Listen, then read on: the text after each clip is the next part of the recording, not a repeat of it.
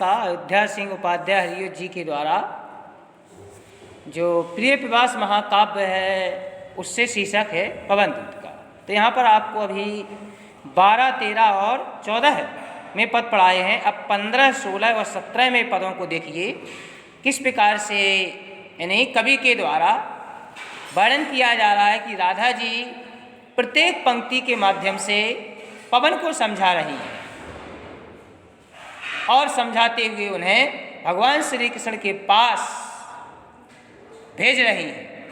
तो देखिए स्वरूप का उन्होंने वर्णन किया है कि मेरे प्रभु का स्वरूप इस प्रकार से है। अब आगे कह रही हैं कि तुम्हें उनके पास पहुंच करके जब तुम पहचान लोगी, पास में पहुंच जाओगी, तो कैसे वार्तालाप उनसे करना है इस विषय को भी समझ लो।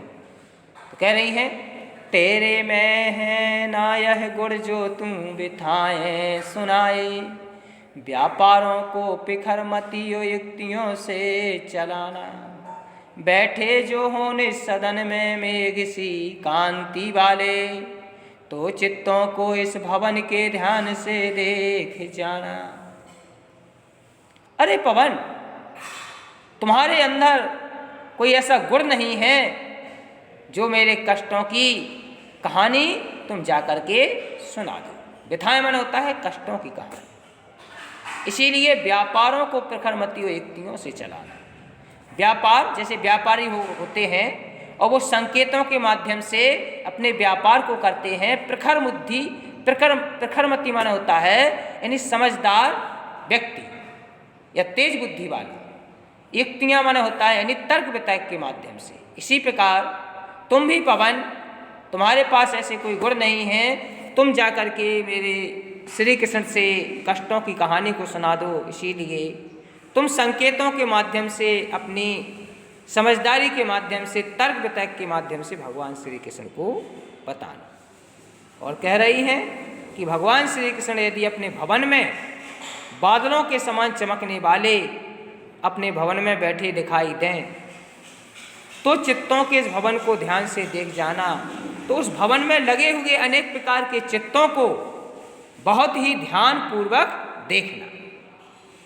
और जब तुम ध्यानपूर्वक देखोगी तो क्या करना है, जो चित्रों में ब्रह विधुरा का मिले चित्र कोई, तो जा जाके निकट उसको भाव से यों हिलाना, प्यारे होके चकित जिससे चित्र की ओर देखें, आशा है यों सुरति उनको हो सकेगी हमारी।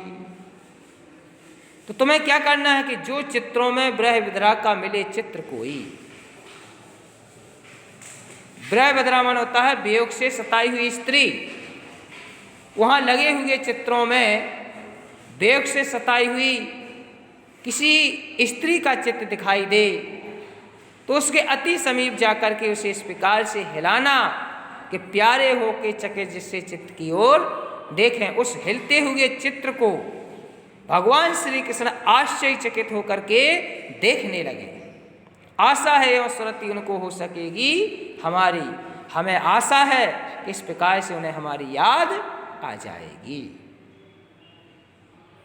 जो कोई भी सदन में चित्त उद्यान का हो, ओहो प्राणी विपुल उसमें घूमते बाबले से, तो जाके सन्निकट उसकी ओ हिला के उसे भी देवात्मा को सुरति ब्रज के व्याकुलों की कराना।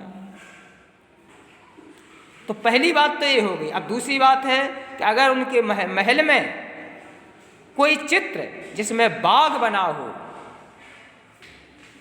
उस बाग में पागलों के समान ज़्यादा से ज़्यादा व्यक्ति घूमते हुए दिखाई दे रहे हों, तो उस चित्र के अति समीप जाकर के उसको भी इस प्रकार से हिलाना कि देवात्मा को श्रुति ब्रज के व्याकुलों की कराना, कि मेरे परमात्मा श्री कृष्ण को ब्रज में रहने वाले जो ग्वाल वाल हैं, जो व्याकुल हो रहे हैं, उन व्याकुल ग्वाल वालों की भगवान श्री कृष्ण को याद आ जाए।